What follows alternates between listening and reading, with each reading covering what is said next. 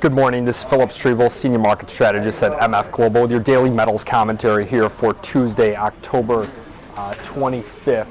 Looks like metals here a little bit waffly here at these higher levels. I mean, gold looked really supportive earlier. It was up about $12, $13, $14, $15 last night. There's quite a bit of optimism in the market. The S&P was up at like 12.54. The euro currency was up significantly higher. But basically there were no real new developments. I mean, the earnings are basically driving the market right now. You've had companies like FedEx, 3M came out, they were a little bit lighter than what the expectations were, so you're seeing the equity markets kind of come off a little bit. You've also got Netflix, which is just getting smashed right now. It's down like $40, trading at like 73 bucks. So that's putting some of the pressure on the market as well. So the problem is, again, I've discussed this several times, is that the gold market is highly correlated to the S&P 500 right now. Same thing with silver. So they've got a little bit of pressure. But as long as I think that they hold somewhat around positive and we stay north of 1650, I think that we're okay right now. But I would be very cautious coming into tomorrow because of the fact that's when the European leaders have their next meeting and they're supposed to release the figures of what the bank bailouts are going to be. They were expecting somewhere, like I said, what's really needed is somewhere between like 1.7 and 2, and they're expecting to get right around like 1.1 to 1.3. If we come in near those lower levels, you're probably going to see everything sell off. It won't matter what it is. It's really unfortunate because the gold market should be a safety play. There's a lot of other safety plays that are broken, and gold should be there, but it's just not there right now.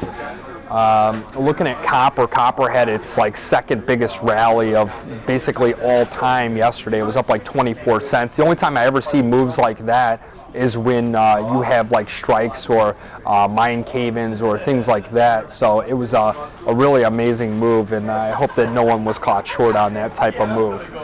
Platinum, palladium, not doing much at the moment here. I think this is all kind of a wait and see. You want to use today to get yourself more defensive and defensive to the downside. And I know it's tough to do in the metals, but you want to look at like potentially some put options if they're really inexpensive. Or, I mean, you could do like a bear put spread, something like that. Or you might even be able to, this might coordinate with a lot of people's positions being long the gold market, but having, S&P 500 puts near like 1,200.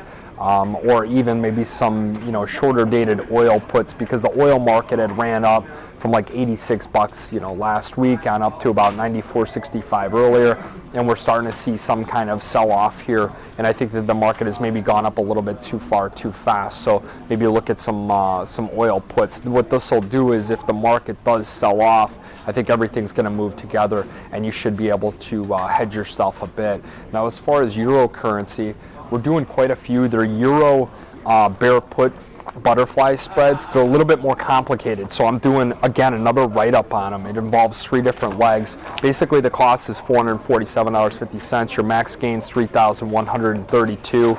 You need the euro currency at expiration in December for the option expiration right around the 132 area to achieve the maximum gain. Your break-evens on there are about like 134.5, and you want the market south of 134.5, and you want it above 129.5 come option expiration for, again, December euro currency. I only bring these trades up because sometimes the metals, they're not doing as much, so we look for other opportunities, whether it's like sugar, rice, corn, the euro currency. A lot of these markets are intercorrelated, and I really believe in like food, energy, and metals. So if you have questions, again, just email me. I'll email you the write-up on the euro currency. It's not a big deal at all. And remember that futures and options trading involves risk of loss and may not be suitable to all investors. And remember, my phone number is 1-800-803-8037. Good luck and good trading.